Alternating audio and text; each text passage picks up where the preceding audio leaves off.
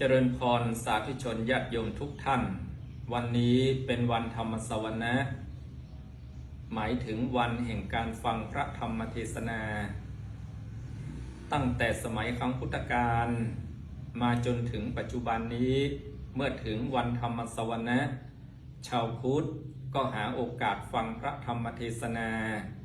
เพื่อน้อมนำเอาพระธรรมเทศนาคือคำสั่งสอนของพระพุทธเจ้า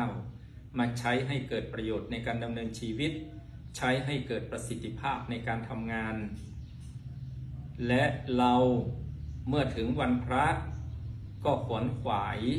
สั่งสมซึ่งบารมีคือคุณงามความดีที่ชาวพุทธเราเรียกว่าบุญการทำบุญของเรานั้น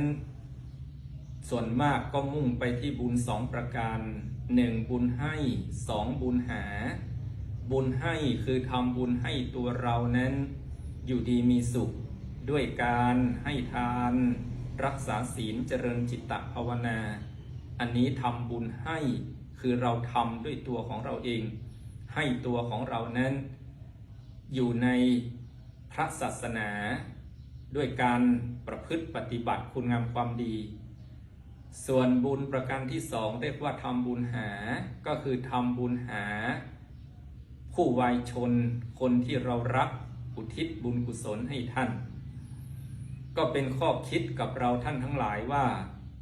การทำบุญหาคนอื่นดียิ่งไรทำบุญให้ตัวเองดียิ่งกว่าทำบุญหากันเมื่อตายดีอย่างไรทำบุญให้กันเมื่อมีลมหายใจดียิ่งกว่าเราไม่ต้องรอให้ลูกให้หลานให้คนที่อยู่เบื้องหลังทำบุญหาเราเมื่อครบ100 วันดีที่สุดเราก็ทำบุญให้ตัวเราเองด้วยการให้ทานรักษาศีลเจริญจิตตภาวนา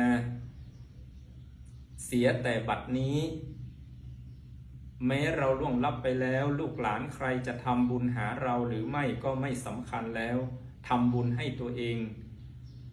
จนเต็มที่ในชาตินี้เดี๋ยวนี้ดีกว่าเราไม่ต้องรอไปทำบุญหา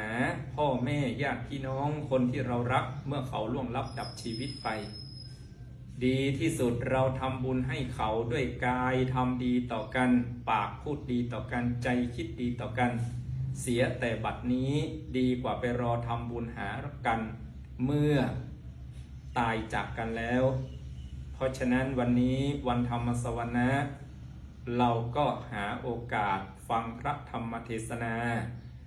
นำเอาพระธรรมเทศนามาใช้ให้เกิดประโยชน์ในการดำเนินชีวิต